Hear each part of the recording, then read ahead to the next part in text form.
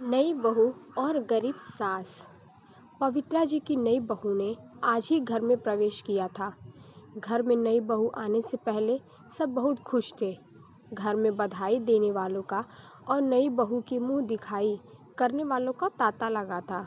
इसी बीच पवित्रा जी किसी काम से अपने कमरे में गई।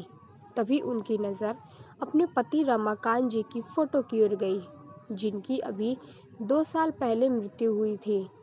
पवित्रा जी जिस काम से आई थी, उसे भूलकर अपने पति की फोटो के सामने खड़ी होकर एकटक उन्हें देख रही थी। उनकी आंखों से आंसू गिरने लगे। तभी उनका बेटा अमित आ गया। अमित, माँ क्या बात है? आप रो क्यों रही हो? सब ठीक तो है? पवित्रा जी, नहीं बेटा, कोई बात नहीं, बस तेरे पापा की याद आ गई।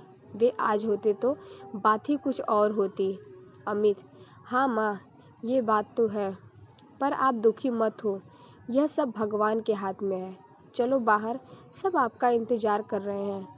पवित्रा जी आंसू पोंछकर बाहर आकर मेहमानों की खातिरदारी में लग जाती है। शादी से भरे घर में सभी नई बहू को घेरे बैठे थे। 2 दिन बाद जब सब मेहमान चले गए तो पवित्रा जी ने बहू बेटे को एक जगह बिठाया और कहा, पवित्रा जी, बेटी, अब यह घर तुम्हें संभालना है। यह लो घर की चाबी। अंजना, माँ जी, ये चाबी आप मुझे क्यों दे रही हैं? यह आपका घर है, आप संभालिए। अमित, तुमने माँ जी को बताया नहीं कि शादी के बाद हम अपने नए फ्लैट में रहेंगे? पवित्रा जी, अमित, बहू यह क्या कह रही है? मैंने इतने अरमानों से तुम्हारी शादी की थी और तुम दोनों पहले ही मुझे छोड़कर जाने का प्लान बनाकर बैठे हो। यह कहकर पवित्रा जी रोने लगी। अमित, माँ, ऐसी कोई बात नहीं है। तुम जो जानती हो, अंजना नए ख्यालों की लड़की है, इसीलिए हम अलग रहना चाहते हैं। यहाँ यह एडजस्ट नहीं हो पाएगी। हम आपसे कभी कभी मिलने आया करेंगे और आप चाहो तो कुछ दिन के लिए हमारे साथ रहने आ सकती हो। यह सुनकर पवित्रा जी को बहुत झटका लगा। उनके पति का स्वर्गवास हो चुका था। इकलौता बेटा अमित भी उन्हें छोड़कर जा रहा था। अब वे अकेले किसके सहारे रहेगी? यह सोचकर वे रोते हुए अपने कमरे में चली गई। 2 दिन बाद अमित और अंजना अपने नए घर में चले गए।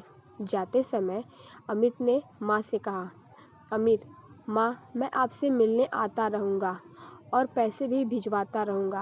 आप चिंता मत करो। पवित्रा जी, उसकी तुम चिंता मत करो। तेरे पापा इतना कुछ छोड़ कर गए हैं कि मैं जीवन भर सुख से रह सकती हूँ। तू जाकर अपनी गृहस्थी जमा, मेरी चिंता छोड़ दे। अमित और अंजना दोनों चले गए। उनके जाने के बाद पवित्रा जी फूट फूट कर रोई, लेकिन अब कौन था जो उनको चुप कराता? इसीलिए वे रोते रोते सो गई। जब उठी तो छत पर जाकर बैठ गई। इसी तरह कुछ दिन बीत गए।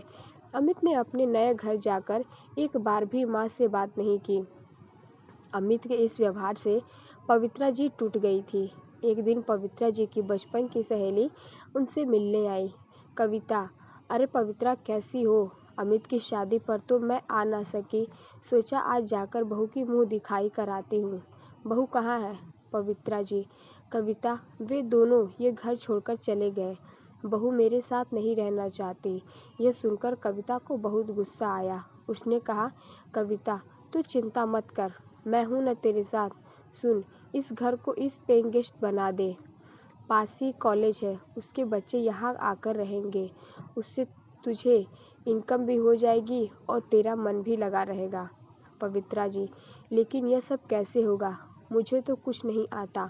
कविता, मैं काफ़ी दिनों से यही काम कर रही हूँ, तू चिंता मत कर, मैं सब इंतज़ाम कर दूँगी। कुछ ही दिन में कविता ने सारा इंतज़ाम कर दिया।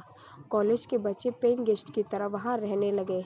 पवित्रा जी इनकी बातें करती रहती थी, उनका अपने बच्चों की तरह ख्याल रखती। इस समय सब कम समय निकल जाता था, पता ही नहीं चलता था। पवित्रा जी इस सब से इतनी खुश रहने लगी कि उन्हें अब अमित और अंजना की याद भी नहीं आती थी। बच्चे भी उन्हें बहुत मानते थे। इस तरह उनका अकेलापन भी दूर हो गया और उन्हें किसी पर बोझ भी नहीं बनना पड़ा।